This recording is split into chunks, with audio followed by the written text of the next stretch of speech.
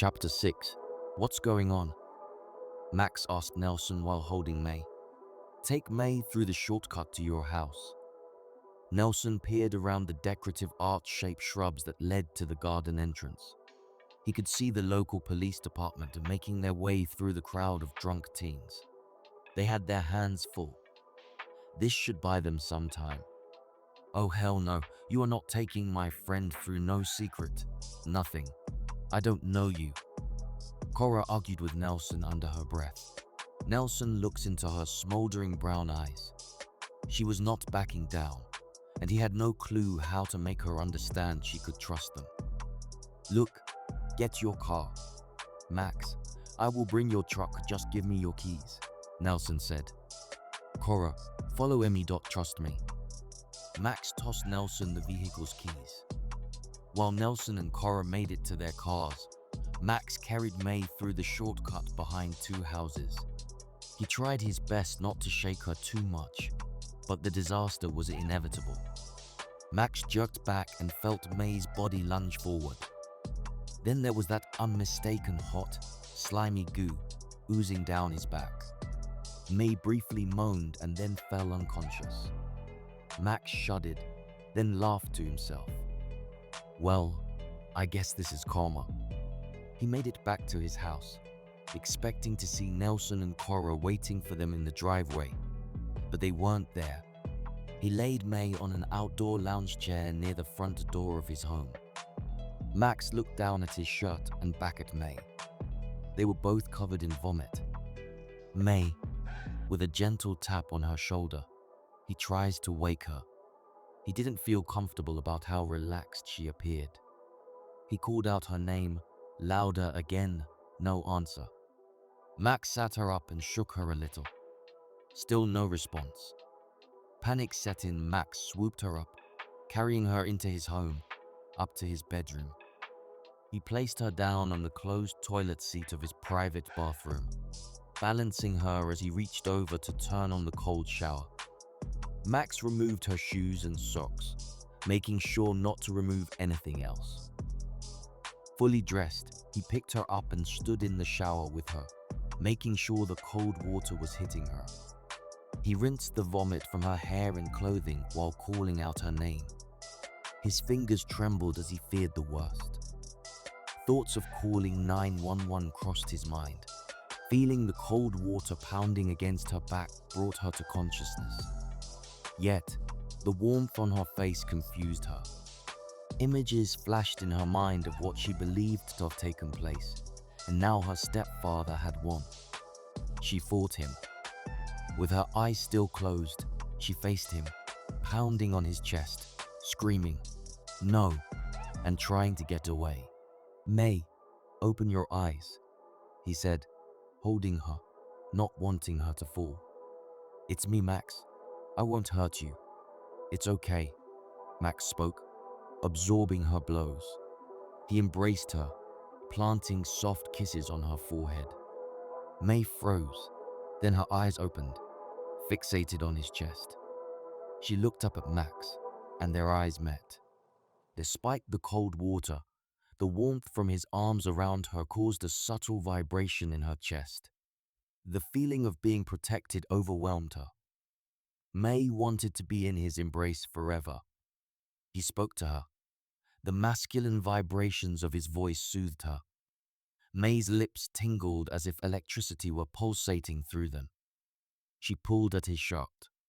Max assumed the remnants of vomit on his shirt were bothering her. He pulls his shirt over his head, throwing it out of the shower. "I'm sorry. You threw up when I was carrying you," Max thundered over the water, but it seemed as if Mei was not listening to him. Her presence felt alien as her slender fingers rested on his bare chest. As the water falls on them, he notes their position. His left arm warped around her small waist, his right arm resting on her mid-back. The water was icy, but her soft perfume enlightened his senses. She wondered what it would be like to make love with someone like this. His skin was velvety soft, and he felt warm, safe, and loving. "The best part is it will be my choice." Tears rolled down her cheek. Mei was all too aware of her stepfather's intentions. Her constant pleas for help only caused her to be viewed as a troublemaker. No able adult in their community wanted to believe that a handsome and respectful man is capable of such acts. May's options were dwindling fast. I can't let him this is my choice. It was as if Max had read her thoughts. He lifts her chin and kissed her cheek where a teardrop had fallen. The tears then flooded May's face as she clutched him. She refused to let go of this newfound security. Max's mouth dropped, thinking back to when he observed her at the gas station. Something was wrong, and it could feel her helplessness. Hey, don't cry. I know I'm ugly. Max wanted to make her laugh, but she was too deep in her grief. Make love to me, May said, looking into his beautiful grey eyes. Her heart was pounding. She could not believe what she was saying, but refused to take it back. She meant every word. Her eyes were unwavering. Their eyes locked. May stood by what she said. Max froze. He could not believe his ears. She's just downright drunk, he thought. She doesn't understand what she is asking me, and she doesn't know how hard it would be for me to say no. He lifts his right hand and smooths her beautiful wavy hair. Speak to me. Who hurt you? I can't tell you all the details. May feared he would write her off as crazy, like the adult she had opened up to. May, I'm not like other guys. I am begging you. I will never bother you again. She cut him off before he could say more. May, I don't want to take advantage of you. He pulls her close as she trembles from the cold shower. You're not Max. I want this. I would never blame you. Tears fall from her eyes. May refused to finish that thought out loud. I just don't want my first time to be with my stepfather, she thought, sobbing more. May rested her head on Max's firm chest, shivering under the water. Max could see that something was very wrong, but he had no clue how to get it out of her. Her beauty captivated him, and he struggled with his emotions about doing the right thing. Max cursed at himself as he thought, what is the right thing? I just want to know what it feels like to be made love to. May gazes into his grey eyes. She didn't even recognize herself. She was pleading with a guy she barely knew to take her virginity, speaking as if he already loved her. Am I being pathetic? She asked herself. Max searched for his inhibition, anything to strengthen his willpower, but the alcohol had taken it. He glanced down at May. His ears must be filled with water. What's wrong? He asked her once more. May fell against his chest in defeat. It was audible. Still, Max made out the word stepfather. The word pounded on Max's chest. Did he? No, May said. I need to leave my home. Thoughts of what the full story could be bounced around Max's head. He became angry, yet his desire to be like a rock from May compelled him to not explode. Max moved his hands to cup her cheeks. He peered down into her emerald green eyes. Why must you leave your home? He asked, doing his best to not lose it. Please, don't make me say it. May showed no signs of deceit. Whatever this was, it had nothing to do with his social status or access to money. She hadn't noticed him until today. Max stared into her. Feeling her emotions, his anger melted. He knew what he would have to do. He just hoped that she wouldn't hate him later. Emotions filled with love and passion overpowered his body as he kissed her soft lips. They both grabbed each other, tearing apart each other's clothing until there were none. Max admired her feminine muscles that sat on her hourglass frame. Her long hair, drenched in water, hung in waves down her back. May felt butterflies fluttering in her stomach as she thought about what lay ahead. She didn't want to think about tomorrow or the aftermath of her choices. Guys like him are only looking for sex, Mei thought, and she did not wish to see Max coming after her just for sex, yet she was intent on getting rid of her, virginity on her own terms. Thomas would not rob her of this. Mei would make sure this was a night to remember. Max picked her up, straddling her legs around him. He turned around, still holding her. The cold water was pounding on his sleek, muscular back. Max looked down into her eyes and kissed her lips. "Are you ready?" His voice now resonated at a deeper vibration, hitting Mei at a level she knew nothing about. Mei was nervous, second-guessing if she was about to do the right thing. It was too late now. Her head, which seemed to think of something else, nodded in approval. Max took that as a well-needed invitation, and he dove into her tightness. Mei yelped in pain as Max jumped. "You're a virgin." Max had an instant regret at believing this was not how she should have lost her virginity. "Why didn't you tell me?" Mei kissed him to let him know she was okay. She then groaned, her feminine vibrations synced with his masculinity, sending Max insane with passion. Images of a future with Mei flashed through his mind. Her emotions rushed through him like a blur. He was lost deep in her, their spirits united, and everything outside of them seemed to disappear. Max grunts as he explodes inside of Mei. His legs become weak as they slide down to the bottom of the tub. Max stretched her legs out on either sides of him and admired her entire body. To turn off the shower and fill the tub with warm water. Mei sat up in the tub and looks up at Max. "Did I hurt you?" Max asked. "The pain helps me to forget." Mei looks down at his manhood as a seductive grin grew on her face. "I'm worried about you." Max sensed she was in danger, but his skills as a spiritual warrior were still undeveloped. "Let's just live in this moment as if it were our last," she said, reaching for him. Before they knew what had happened, both lay naked at the bottom of the shower, the warm water still running since Max forgot to stop the drain. Max stretched over Mei, reaching for a towel to cover her shivering body. He turned off the water and held Mei as she drifted off to sleep. Max dried off her slender frame, admiring her curves and mounds. He didn't want to let go of her. His eyes grew heavy as she curled up on his chest. An hour later, Max was awoken by a gasp. "Max!" Nelson's voice booms, shocked to see his naked friend sleeping in the shower stall with an almost exposed Mei. "What did you do?"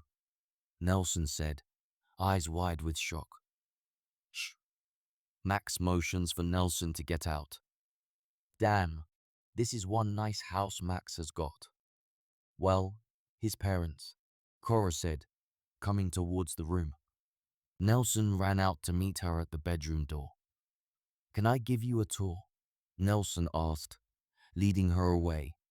Max lifted Mei out of the shower, grabbing clean towels to dry her off. He laid her on his king-sized bed beneath the sheet and blanket. He dressed and then ran into his parents' master bedroom. Luckily, they are not here at night. He grabbed a pair of designer jeans, 4 sizes too small for his now large-framed mother, and a tight-fitted t-shirt, also a size much too small for her. He rushed back to his room. While he was dressing Mei, coaxing her to wake up, Max rubs her arms and noticed deep cuts on her left. What happened here? Max had never seen scars like that. Maybe she was in a car accident. By the time he heard Cora and Nelson arguing in the hall, walking towards his room, Mei was awake. They stood to hold each other, rocking back and forth. Cora burst through the door, coming to an abrupt stop. Her jaw dropped as she gawked in utter amazement. This bliss was a side of Mei she had not seen. "Okay, what is going on?" Cora asked while stepping in front of Max, making sure he had eye contact with her. "Hey, Cora," Mei stumbles, turning to face her friend. Cora's mouth dropped. Where is your bra? Max's eyes bulged as he cursed under his breath.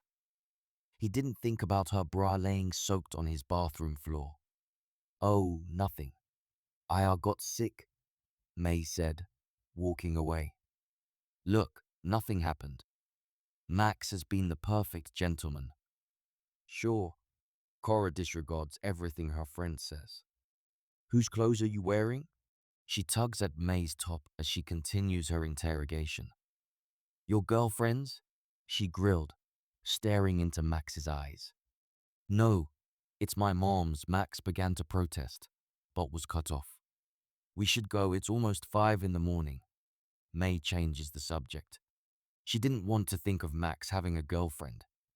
She felt guilty, remembering back earlier in class when he was arguing with Taisha. What was I thinking? She spoke under her breath. Somehow, Max overheard. He turned in her direction. I don't have a girlfriend. May didn't want to hear it. All men are dogs. According to May, he's unreliable and just after more. She changes the subject again. What took you guys so long?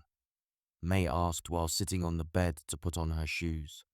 You would not believe that they gave everyone who drove a sobriety test. Cora and Nelson both spoke at the same time. It was crazy, Nelson said. May, let me take you home, Max said, turning to face her. May stood, shoes on. Her trick seemed to work on everyone else except him. May smirked as she held her head down. She walked over to him, not wanting to get too close.